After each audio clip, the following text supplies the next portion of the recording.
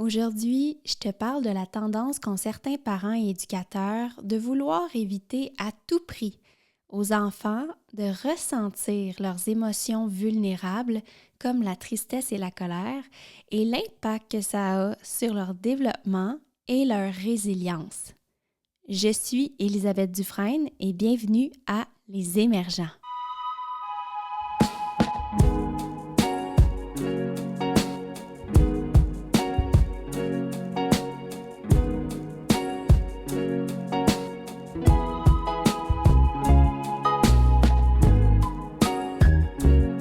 Allô tout le monde, très heureuse de vous retrouver. Et si vous me suivez sur les réseaux sociaux, vous savez que la saison achève bientôt, avec une petite pause durant le temps des vacances. Et pour être honnête, j'en ai bien besoin. Ça a été une année très émotive, remplie d'épreuves, de deuil. J'ai vraiment besoin de me régénérer, de prendre du temps en nature, avec ma communauté, mes amis, de créer. J'ai vraiment cette envie-là et cet élan-là de me remettre les mains dans l'artisanat, puis de faire des affaires avec mes mains, avec ma poésie. Donc, ça m'emballe beaucoup. Et j'ai envie de dire que ce serait un moment pour moi de prendre soin d'une autre partie de mon être pour vous revenir plus régénéré, je l'espère, en septembre prochain. J'espère que de votre côté, votre ménage du printemps intérieur et extérieur se passe comme vous le voulez, ou du moins de la façon dont ça doit se passer pour vous en ce moment, pour que vous puissiez germer et pousser sous le soleil de l'été 2024. Moi, j'ai vraiment envie de partager ma joie avec vous concernant une nouveauté printanière pour moi. Et c'est qu'en fait, j'ai décidé de me lancer et je vais accompagner ma toute première famille avec l'approche Neufeld et les autres magnifiques outils que j'ai pu accumuler là, à travers le temps.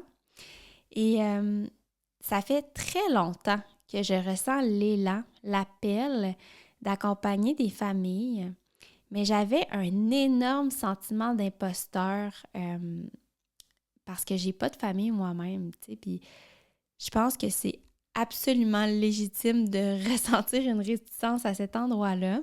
En même temps, il y a comme plein de gens autour de moi qui savent très bien que j'ai pas d'enfants puis qui continuent de me poser une tonne de questions chaque semaine sur mon avis, sur des situations qui ont attrait avec leurs enfants. Puis je me dis qu'il existe déjà une tonne de ressources pour les familles, de coach parental. Alors, je pense vraiment que les gens ont le choix, puis que si c'est quelque chose qui les arrête, ils pourront le faire sans problème.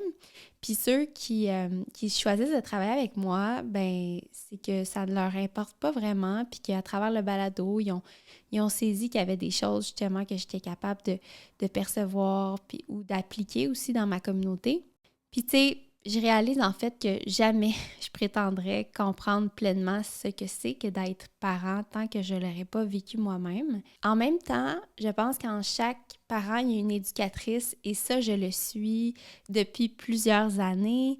J'ai aussi été nounou, donc j'ai bâti des relations significatives avec une tonne d'enfants dans différents contextes. Puis j'ai vraiment eu la chance d'en voir beaucoup et de donc réussir à dresser une espèce de portrait puis à saisir les besoins qui les unit, tous ces beaux enfants-là. Donc, avec humilité, c'est important, je pense avoir une perspective à joindre à votre expérience de parent et d'éducateur, bien entendu, qui puisse aider à cheminer là, en tant que famille. Et justement, il y a une famille qui a répondu oui à l'appel, qui me fait confiance, puis je suis vraiment touchée et emballée de ça. Et depuis que je suis jeune, je sens que j'ai comme cette capacité-là à connecter à une personne, à saisir son essence, puis à lui partager des réflexions, des feedbacks, des questions et parfois même des conseils. Bref, j'ai hâte de vous en reparler. Si l'expérience est positive pour cette famille-là, puis pour moi-même, puis que je ressens dans tout mon être que c'est vraiment ça. Je vais ouvrir le service probablement à l'automne prochain. Puis tiens, si c'est quelque chose qui pourrait t'intéresser, laisse-le moi donc savoir dans un petit DM ou par courriel. Ça m'aiderait à clarifier si c'est réciproque, cette envie-là, ce désir-là.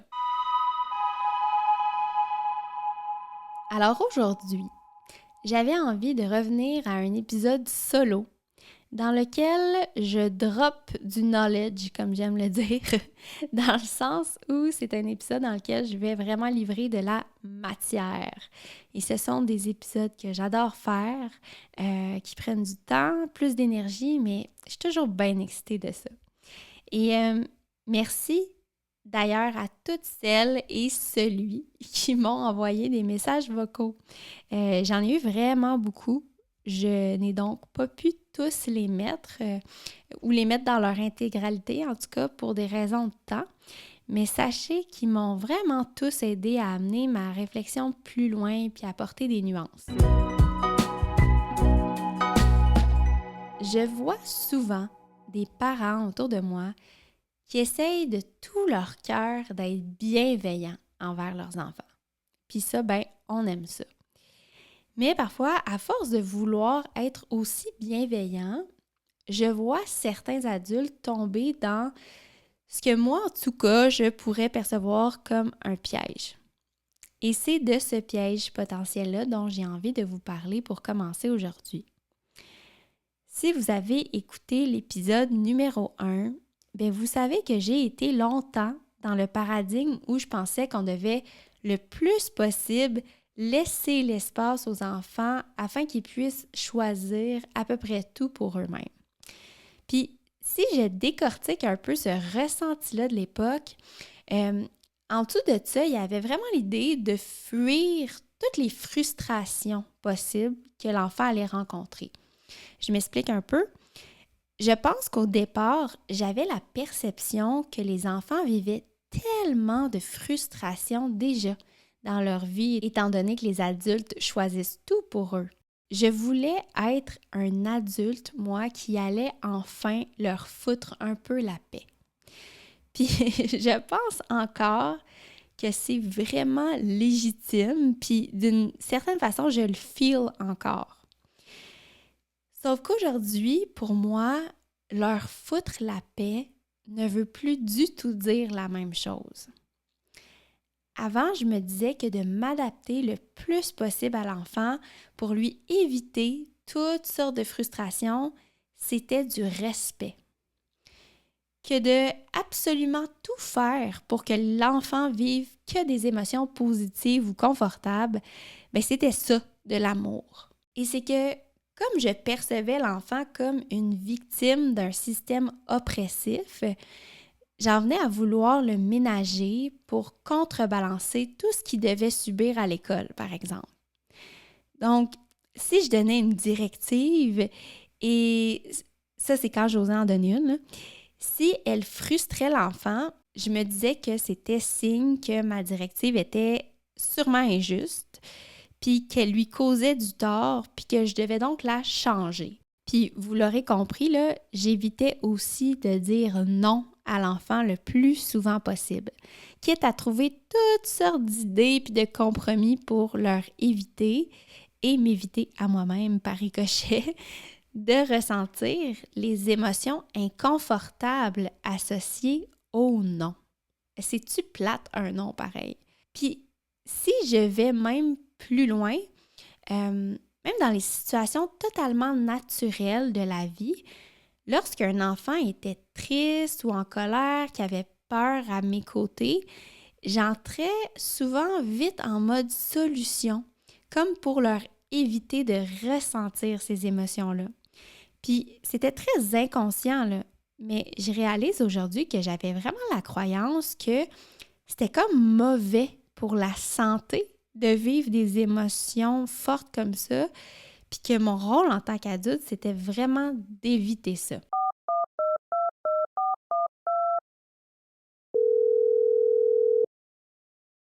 Dernièrement, je lisais un article justement à ce propos-là. Puis précisément sur les parents hélicoptères au niveau émotionnel. Je me suis vraiment reconnue dans cet article-là, dans l'idée que, effectivement, j'ai l'impression que je veux peut-être trop préserver mes enfants des émotions négatives, alors que je leur laisse toute la liberté d'explorer dans leur corps, dans les limites de leur mobilité, puis que c'est comme si la confiance, c'est pas la même au niveau émotionnel. Il m'arrive de faire en sorte de diminuer les émotions négatives de ma fille, malgré que je sais que ce n'est pas la bonne chose à faire, parce que je sens que moi, mon système nerveux est à bout, puis que je serais peut-être pas capable de l'accompagner à mon meilleur cette fois-là, et de tricher, puis d'y éviter. Si vous vous reconnaissez un tant soit peu dans ce que je viens de décrire là, dans les dernières minutes, ben, je me relie vraiment à vous. Puis j'espère que vous ne percevrez pas cet épisode-là comme un jugement, mais plutôt comme un désir de vous partager, un peu comme une amie, ma nouvelle perception. Puis je trouve que c'était tellement précieux de comprendre les différentes nuances que je m'apprête à vous partager, là, que j'aimerais vraiment ça, vous en faire cadeau à mon tour. Parfois, c'est difficile de mettre des mots justes pour exprimer ce qu'on espère voir émerger chez les enfants qu'on va accompagner. Je parle là, de des signes tangibles que notre travail éducatif porte ses fruits puis qu'on fait une bonne job.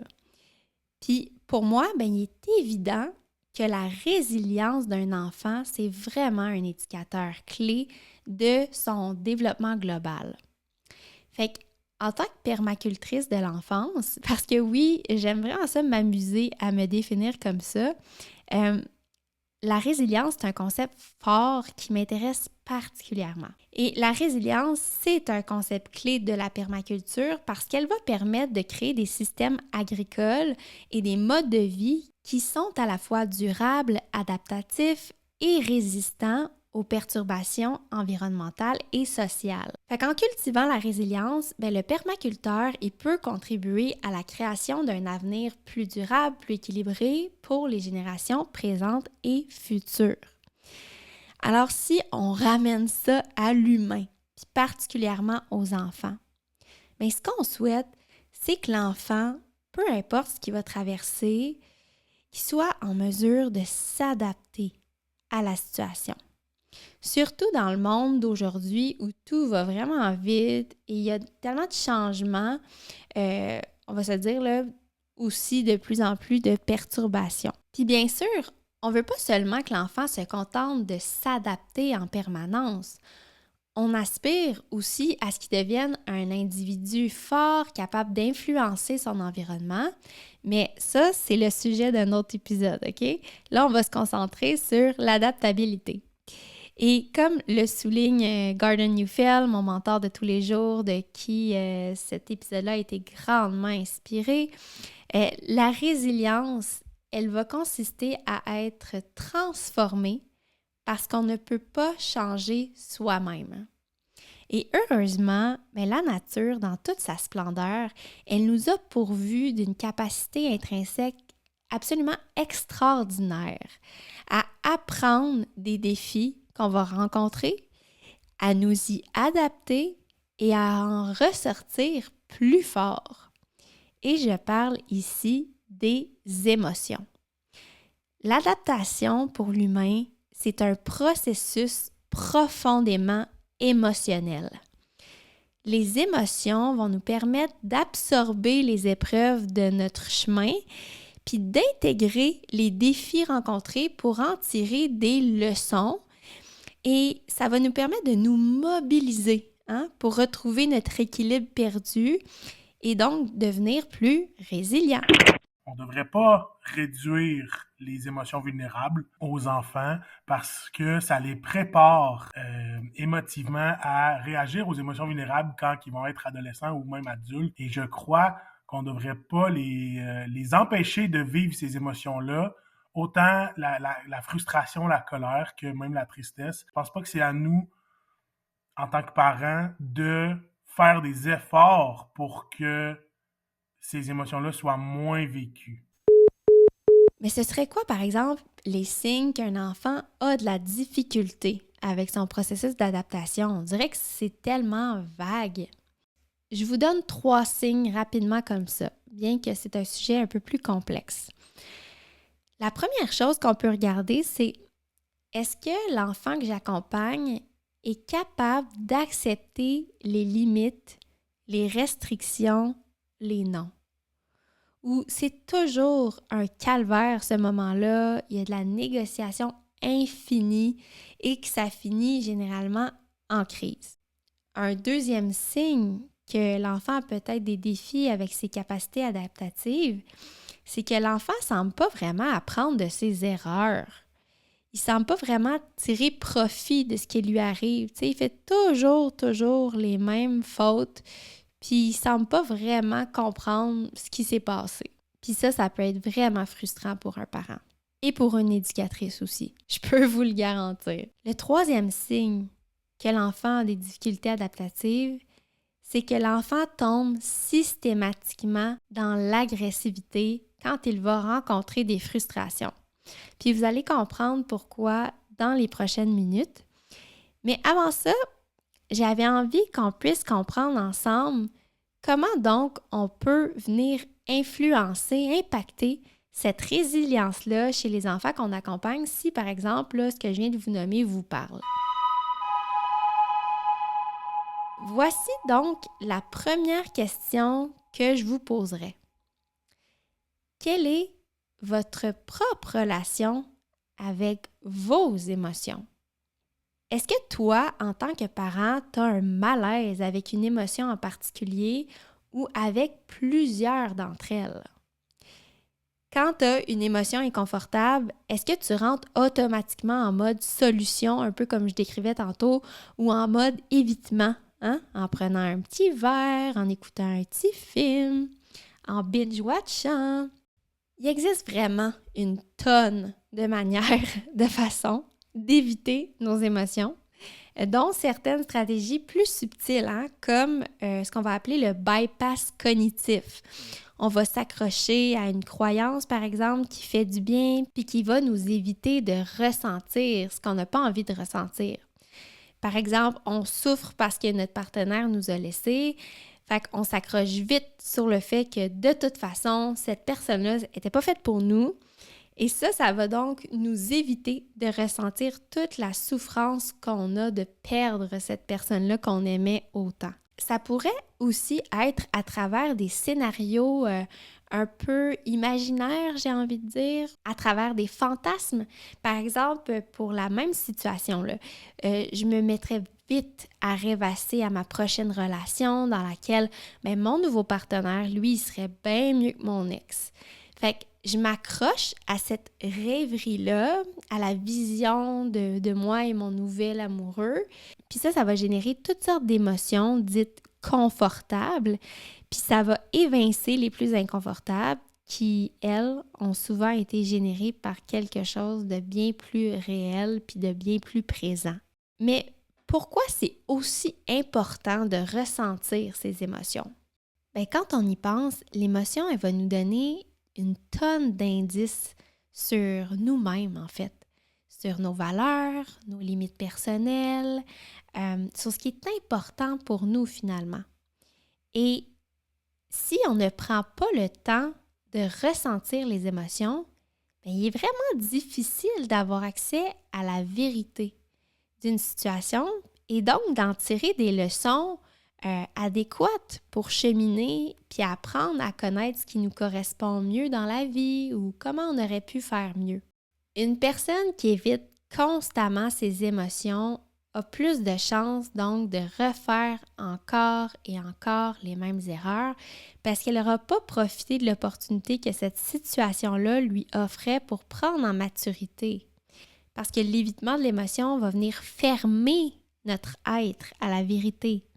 Tandis que la vulnérabilité, elle va nous ramollir, nous ouvrir, notre être se laisse émouvoir par la réalité. Je pense déjà que toute émotion est légitime. Donc, il n'y a pas de bonnes ou mauvaises émotions. Il n'y en a pas des négatifs, il n'y en a pas des positifs. Elles sont toutes légitimes, qu'elles viennent toutes à la suite de certains contextes et de certains événements. Je trouve que notre rôle en tant que parents, c'est plus outiller nos enfants à bien les identifier, à bien connaître et bien ressentir leurs émotions et comprendre pourquoi ils réagissent face à telle situation ou telle autre situation. Par cet accompagnement, mieux se connaître, mieux comprendre pourquoi on réagit face à tel événement ou tel autre événement. Revenons maintenant à l'enfant. Si on essaye sans cesse de contourner les moments où l'enfant va vivre des émotions inconfortables, mais il va finir par détecter par notre inconfort à nous en tant qu'adultes que la tristesse, la colère, la peur, ce sont des émotions à contourner et à éviter. Par exemple, quand je pleure, maman essuie mes larmes vite, elle trouve toutes sortes de stratagèmes pour me faire rire. Je vais vite comprendre par le conditionnement que maman, elle aime pas ça quand je suis triste. Puis en fait, l'enfant, ce qu'il va se dire très inconsciemment, c'est quand j'exprime ce que je vis de manière authentique, maman est inconfortable et elle tente de me changer. Ou encore, maman répond mieux à mes besoins quand je démontre des émotions dites positives. Par exemple, elle est calme et posée et plus disponible pour moi quand je suis heureux. Et le fait de ressentir des émotions dites négatives ne me donne pas autant accès à la chaleur de ma figure d'attachement primaire dont j'ai tellement besoin. Et quelle est la priorité absolue d'un enfant?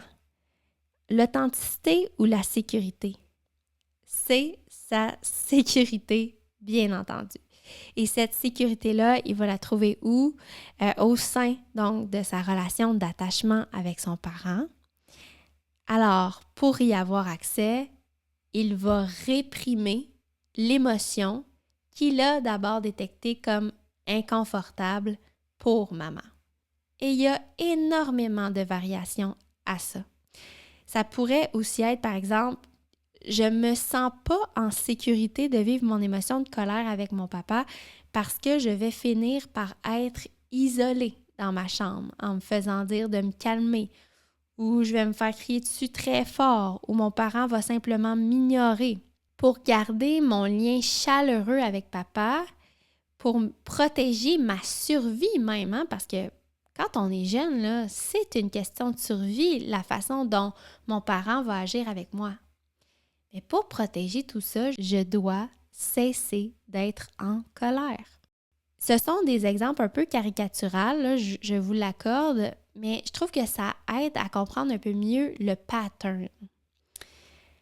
Alors oui, notre propre relation à nos émotions en tant qu'adultes, c'est un prédicteur direct de la relation que vont entretenir les enfants avec leurs émotions et donc ça influence directement leur capacité adaptative et leur résilience. OK, alors là, on a compris que notre propre relation à nos émotions puis notre capacité à la vulnérabilité en tant qu'adulte, c'est plus qu'important, c'est même fondamental et ressentir ces émotions, c'est absolument crucial pour pouvoir se développer. Mais comment, concrètement, le mécanisme émotionnel de résilience de l'humain va fonctionner? Donc, selon Neufeld, toujours, l'émotion la plus importante à ressentir quand il est question de résilience, ça va être la déception. Quand un enfant fait face à quelque chose qui ne lui convient pas, c'est pas de la colère qu'il va vivre. Souvent, on a cette impression-là. Mais l'enfant va plutôt vivre ce qu'on appelle de la frustration. Et pendant longtemps, je pensais vraiment que la colère et la frustration, c'était juste des synonymes. Mais c'est en fait deux émotions différentes. Parce que alors que la colère, elle, est générée par le cortex cérébral, la frustration, elle, est générée par le système limbique. Le système limbique, là, il est souvent considéré comme une partie un peu plus primitive du cerveau, par opposition au cortex cérébral qui, lui, est associé à des fonctions cognitives un peu plus avancées. Fait que la frustration, elle est considérée comme une émotion primaire parce que tous les mammifères vont rencontrer cette émotion-là. Alors que la colère, elle, c'est une émotion plus complexe qui serait réservée aux humains. Alors, comment illustrer ce qu'un enfant va vivre quand il fait face à la frustration, à cette émotion primaire-là? Prenons par exemple un fiston qui veut lire une deuxième histoire avant de se coucher. Je suis sûre que ça ne vous est jamais arrivé. Donc, papa dit non une première fois. Et là, fiston est vraiment très frustré de cela. Et ce qui va se passer, c'est que son petit système nerveux sympathique va commencer à s'emballer face à cette frustration-là et ça va générer une montée d'énergie dans le corps. Et là, l'enfant se retrouve à devoir gérer toute cette énergie-là dans son corps. Et il y a 3 façons principales qui ont été identifiées par Gordon Neufeld pour évacuer cette énergie-là de frustration du corps de l'enfant, puis pour qu'il puisse revenir à son équilibre. La première façon qu'un enfant va réussir à se départir de son énergie de frustration, c'est qu'il va essayer de changer la situation. Fait que, si on reprend notre exemple, l'enfant sait que quand il supplie papa, puis qu'il se met à pleurer, papa, il a vraiment de la difficulté à dire non. Alors, imaginons que papa choisit donc de lire une deuxième histoire à fiston, sous tant de pression. L'enfant va retrouver son calme, son équilibre et il va se réguler. Fait que dans les faits, tout est redevenu au calme, à la normale, mais il n'y a pas eu grande mobilisation concernant la capacité adaptative de l'enfant. Il y a certaines situations qui, oui, dans lesquelles ça serait, disons, judicieux d'éviter les frustrations ou de faire ce qui est en notre pouvoir pour l'éviter, les émotions inconfortables.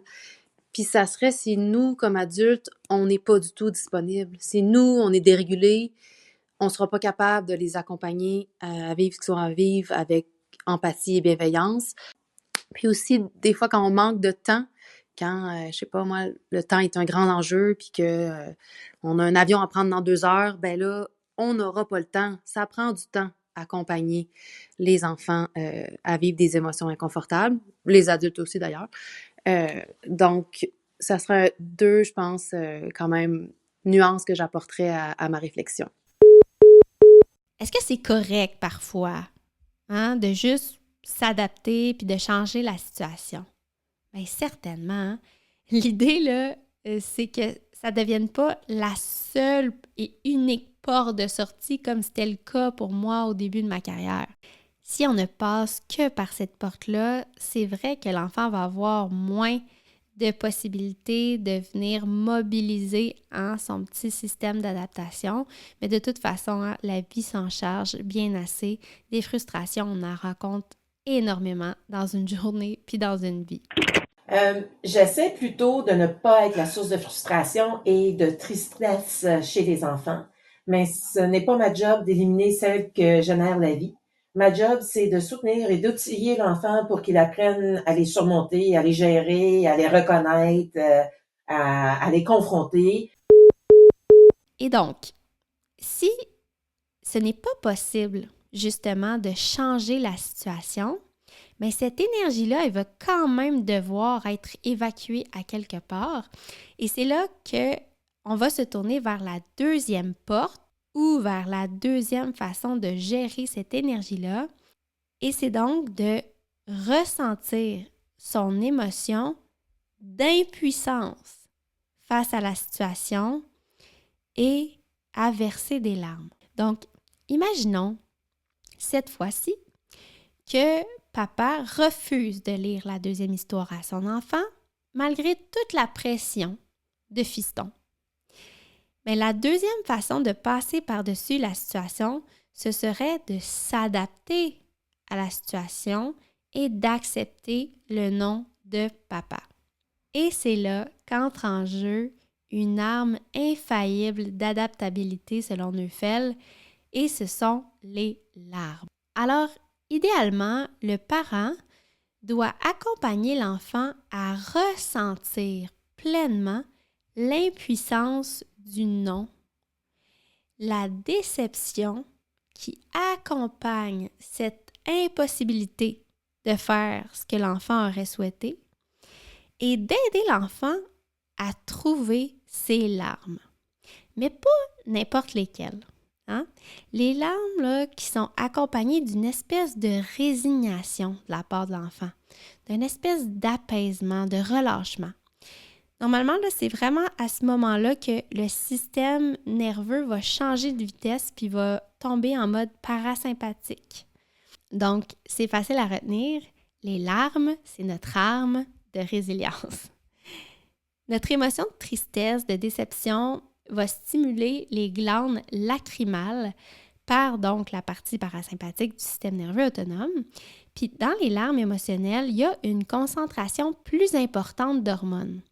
La prolactine notamment, hein, qui est l'hormone qui, chez la femme, va stimuler la production de lait. Puis la leucine encéphalique qui va agir sur la douleur. On va aussi trouver des toxines associées au stress puis des antalgiques. Ça reste que la composition des larmes émotionnelles est plutôt mystérieuse, mais je pense qu'on est tous d'accord pour dire qu'on sent mieux après avoir pleuré. Le philosophe Francis Métivier parlait de l'expression « pleurer liquide ». Il disait que parfois, il y a quelque chose en nous de dur qui arrive comme pas à sortir. Puis pleurer, c'est le signe que la chose se liquéfie, qu'elle se soulage. Donc, en pleurant, on se débarrasse d'une douleur. Un parent qui va être à l'aise avec sa vulnérabilité, avec la vulnérabilité, a moins peur de dire non, a moins peur d'être alpha, hein, si je fais des ponts avec les épisodes précédents. Fait que d'abord, il va être en confiance, il va être posé. Il ne cherchera pas à changer l'émotion de l'enfant parce que l'émotion de l'enfant, ça ne fait pas peur. Il va laisser les larmes couler sans les essuyer, mais il ne va surtout pas oublier l'aspect bienveillant hein, qui vient avec le alpha. Fait que l'idée, c'est d'offrir un contenant sécuritaire à l'enfant afin qu'il puisse vivre cette émotion-là dans le contexte de la sécurité puis de la chaleur de la relation d'attachement. Donc, on reste présent à l'enfant, on valide son émotion au besoin. Parfois, on reste simplement en silence en prenant l'enfant dans nos bras. C'est vraiment notre instinct d'éducateur qui va nous indiquer quoi faire. Et donc, l'enfant ressent son émotion, puis il peut gagner en maturité, en résilience, de jour en jour. Puis ça peut vraiment initier de magnifiques discussions avec les enfants. Mais qu'est-ce qui se passe quand l'enfant n'a pas cette figure d'attachement sécuritaire-là ou que son parent a fait son mieux mais qui n'est pas vraiment à l'aise avec la vulnérabilité? Bien, l'enfant va utiliser la troisième porte de sortie, c'est la porte de l'agressivité. Alors dans ce cas-ci, fiston demande à papa de lire une deuxième histoire. Papa refuse de lire l'histoire d'un ton ferme cette fois-ci, puis sans chaleur. Il va même quitter la pièce. Puis en plus, pour grossir la caricature, on va imaginer que le parent n'est pas vraiment à l'aise avec la vulnérabilité. Fait que l'enfant n'a pas de contexte sécuritaire pour aller vers la porte de la vulnérabilité, hein, la deuxième porte. Fait que son énergie de frustration va se tourner vers la troisième porte pour évacuer toute cette énergie-là en agressivité. Une énergie d'attaque va monter. Fait que là, l'enfant, ben, il peut saccager sa chambre, déchirer peut-être les pages du livre, crier, insulter ses parents. On dirait que je viens de me voir quand je suis jeune puis que je perds un jeu puis que je saccage le jeu de société par terre. Ça va vraiment dépendre de la personnalité de l'enfant puis de son stade de développement, la façon dont cette agressivité-là va s'exprimer. Alors, le rôle du parent, c'est vraiment d'aider l'enfant à passer de la porte 3, la porte de l'agressivité, à la porte 2, la porte de la vulnérabilité. De la porte de l'agressivité à celle de la tristesse, de la déception, de l'impuissance. Il y a de toutes ces couleurs-là à travers la deuxième porte. Alors, comment ça pourrait se manifester? Bien, on va aider l'enfant en restant présent pendant sa crise, en étant calme, en étant posé. Moi, je dirais que ça, c'est le plus important. Être présent, calme, posé. On montre à l'enfant qu'il n'y a rien de tout ça qui nous fait peur. Et souvent, si on sent qu'on doit parler à l'enfant, on va prendre une voix qui amène à l'introspection, à l'intériorisation. Puis souvent, on va avoir l'intuition de commencer à donner de l'empathie à l'enfant, à valider ce qu'il est en train de vivre. C'est vraiment frustrant pour toi de ne pas pouvoir lire la deuxième histoire. Puis tu sais quoi, je comprends, parce que moi aussi, là, quand j'avais ton âge, je voulais lire une deuxième histoire avec papa parce que je savais que ça faisait en sorte que papa restait plus longtemps avec moi avant le dodo. Puis j'avais vraiment peur quand il partait. Est-ce que ça se peut que toi aussi, ça soit ça? T'as peur que je m'en aille? Oui! Souvent, là, il y a comme une espèce de switch à cet endroit-là. Là. Comme quand on réussit à vraiment mettre le doigt sur ce qui a déclenché l'enfant, puis qu'on l'amène doucement vers son cœur, bien là, à un moment donné, il y a comme un changement de vitesse. Hein? Les pleurs sont plus les mêmes. Ça devient plus mou. Puis parfois, c'est le call pour mettre notre bras autour de l'enfant qui était super agité avant, puis qui était comme « Lâche-moi, approche-moi pas! » Puis là, c'est comme « Ah, là, tout à coup, on peut mettre un bras, là. On peut avoir une proximité, puis l'enfant va même rechercher cette proximité-là. » Puis on sait qu'on a atteint là, ce point d'impuissance-là quand l'enfant devient sans défense, quand l'enfant n'est plus en mode explosion. Et c'est là qu'on va devenir un contenant. Puis quand un enfant passe d'une crise d'agressivité à une crise de larmes, bien, on sait qu'on peut être fier de nous parce que c'est comme ça qu'on sait qu'on était en mesure d'offrir un contenant sécuritaire à l'enfant et donc de cultiver par le fait même sa résilience. En dessous de cette crise d'agressivité-là, il y a toujours une déception profonde, une impuissance, une tristesse ou quelque chose entre les trois concepts. Quand c'est possible, on peut la changer la situation, on peut passer par la porte 1. Le but, c'est pas de dire je veux que mon enfant soit résilient, fait que je dois le confronter au plus de frustration possible. Il y a peut-être une situation de cas où je sens que c'est judicieux de créer des frustrations et ce serait un enfant qui stagne vraiment trop dans la porte 3 de l'agressivité puis qui refuse systématiquement le non.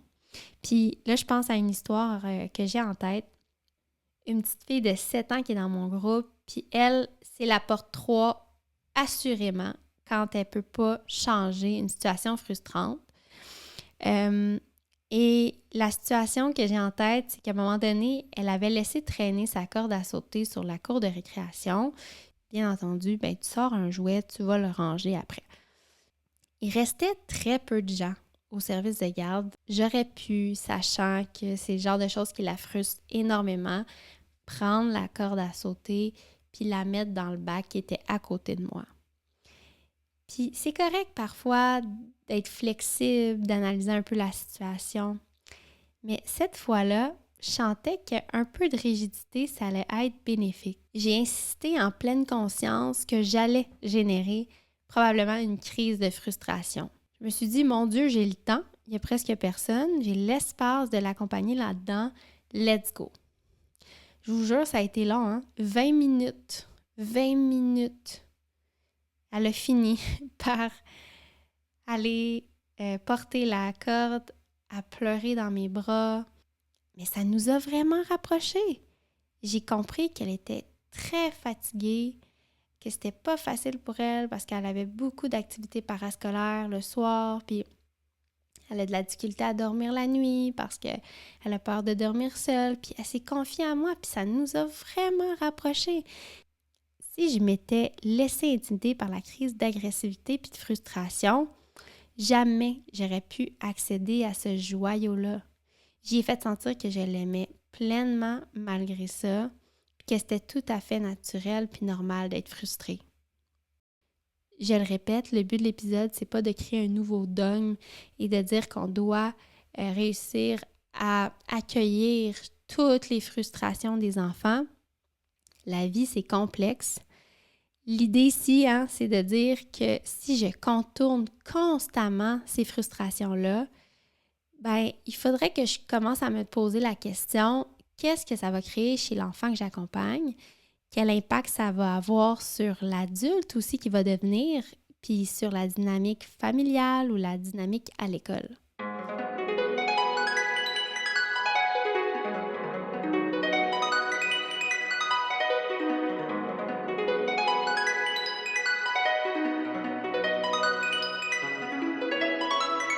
C'est de plus en plus évident pour moi que quand on accompagne des enfants, la plus grande justesse réside dans le fait de prendre soin d'abord de son enfant intérieur, puis de devenir un modèle cohérent. C'est vraiment une énorme partie de la job d'être en lien avec soi, avec ce qu'on incarne. Ça prend du temps, de l'énergie, puis du courage de s'observer. Moi, je vous salue si vous priorisez ça dans votre vie, d'entrer en contact avec votre monde intérieur. Moi, parfois, j'ai l'impression de rien faire. Je suis couchée sur mon lit, puis j'observe qu'est-ce qui est vivant pour moi, puis des fois, je me sens mal, je me sens coupable de faire ça, parce que j'ai l'impression de ne pas être productive, mais en bout de ligne, je pense vraiment que ça fait de moi une meilleure éducatrice.